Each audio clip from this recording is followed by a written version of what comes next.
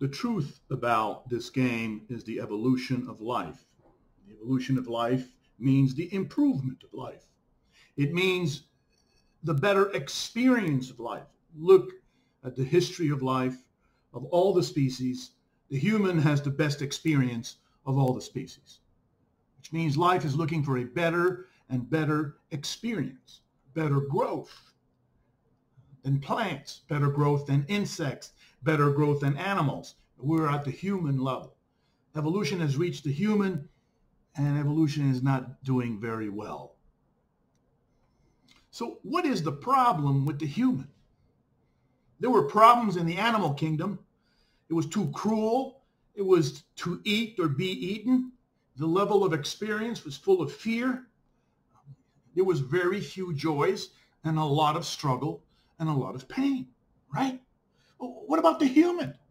Well, we haven't got out of the pain. We actually have new pains. We have emotional pains, intellectual pains, soul pains, and even the survival pains of the animal kingdom. We still have those pains. Humanity is a better species than the animals, but it is a species of enslaved children. We forge humans to be children who obey authorities. Authorities like the family is sacred, the school is sacred, the government is sacred. Some sky god who never shows up is sacred as well. Life evolution doesn't deal with a sky god. Life evolution is a force that is trying to overcome death through hundreds of millions of years. The truth is hard to digest. Life and death is the game. Life is weak. Life is small. Life is surrounded by enemies, and death is almighty and all-powerful. This coronavirus crisis that we're living right now is proof how difficult a game life and death can be.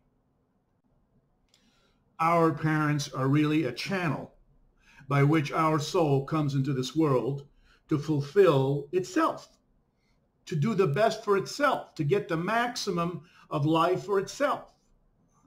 We don't live for the parents. We don't live for the schools. We don't live to make our governments happy. Our governments are supposed to make us flourish. Our families are supposed to make us flourish. Right? The institutions are there to make the best individual we can be. But that's not what humanity is. Humanity is the exact reversal. Humanity is where the authorities are always superior to the soul. The soul growth doesn't matter. The soul has to serve till the end. Serve the family, the school, the government, and the sky god to its end. This servitude is so intense that most souls don't even know what they want. They don't know their ambitions. They don't know their goals. They don't know what their dreams or what makes them happy. They only know what authorities want. They only know what other people want and how other people are happy with them. This is a slave species. This is not a species of men, of soul men and soul women who are adult, who are driven to become adult and to flourish to the maximum in their own lives. Even the laws of divorce are a perfect proof of that.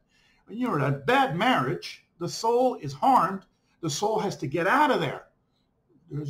Most societies are against divorce. If you marry 3 or 4 times, you're looked upon as an eccentric crazy, which is not true. You can have a partner for 3, 4, 7 years, and then the chemistry is off. The growths are opposed to each other. We don't get along with each other, and therefore a divorce is important and should be easy to get, which it isn't. The religions are against a divorce. The most moral code in the humans are against a divorce. Most human beings are afraid of disappointing authorities. They're happy when the authorities are happy. If your mom and dad are happy, you're happy. If your mom and dad are unhappy with you, you're very unhappy. You live for your mom and dad. You live to please your government. You live to please the authorities. Well, then you're a slave. You're not your own self. You're not your own soul. You don't know what makes you happy or unhappy, and you're not driving yourself towards your own happiness. That is the norm in humanity, not the exception.